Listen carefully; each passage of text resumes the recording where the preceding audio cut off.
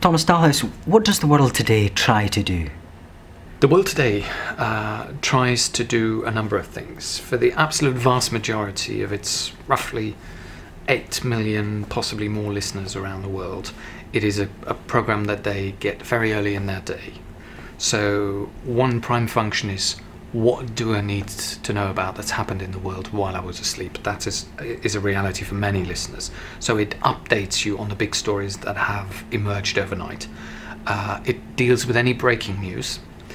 And as a program that many people receive early in the morning, it moves at some pace. People drop in and out of the program. Most listeners will catch 20 minutes, half an hour. In other words, there's no point in going on in comprehensiveness and going on about one story for too long. We move at some pace. We give people an idea of the day to come as well as the things that have happened. We're very much in previewing mode. We alert people to the stories that are in the making. What do they need to know about as people interested in international current affairs that the day is likely to bring? And we try to give them a breather, because for many of them it's early in the morning. They've got a lot on their minds. They're getting ready for a day at work. Relentlessness and comprehensiveness doesn't usually work very well. It doesn't for me, and I would assume for many listeners at that time of day. And when I say offer them a breather, is kind of change the pace, have the light and shade.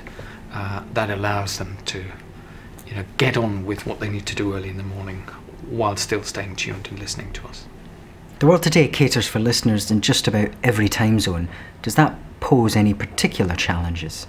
It does. I mean, the agenda is very much a global one, but realistically, in the very different hours that the program goes out, your options of doing lives from one part of the world are rather better at certain hours than they are in others. Unless, of course, there's a massive breaking story when, it doesn't really matter what time it is, you will always be able to go there live. It doesn't so much change the agenda, but it is very much easier to have live contributors from Europe in the last edition early in the morning European time than it is in the middle of the night. That goes without saying. March 2008 sees the world today celebrate its 10th anniversary. What are your highs and lows over the past decade? I'd say I'd look at 3 different areas. One is the big names we try to get. From Clinton to Kofi Annan, from Becky to Musharraf, over the years they've all been on the program. And yes, we do want to hear from the decision makers. Equally, our program, more than most, goes the extra mile to find ordinary people caught up in the big news. It may not seem like much of a highlight, but to me a highlight is the Kenyan trader on the border to Somalia at the height of the war in Somalia, to whom the reality of the conflict next door is not one about UN Security Council emergency meetings, deployment of international peacekeeping forces. To him, the reality of that war is escalating sugar prices. It's that ordinary voice which is much more elusive that we're always keen to find.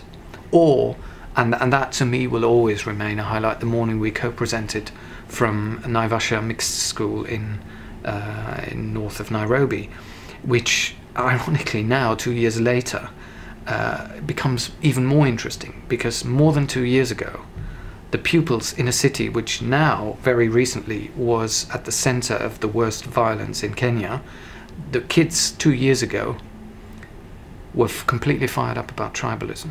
People in the capital that we spoke to talked it down and felt Kenya had moved on, and yet the youngsters in Naivasha were very fired up about tribalism when it meant favoritism and not violence between one tribe and another. That, to me, is a highlight. And the future of the world today, where do you see it going? Looking ahead, it's a battle for audiences in a more competitive environment by the day. It's gonna be a case of, apart from keeping up the quality of our programs, trying to come up with new ways of reaching people, who most of them have more and more choice. On the other hand, they perhaps for some of them internet listening can become much more of a reality, but we've got to think and work much more in a multi-platform world than we have done in the last 10 years.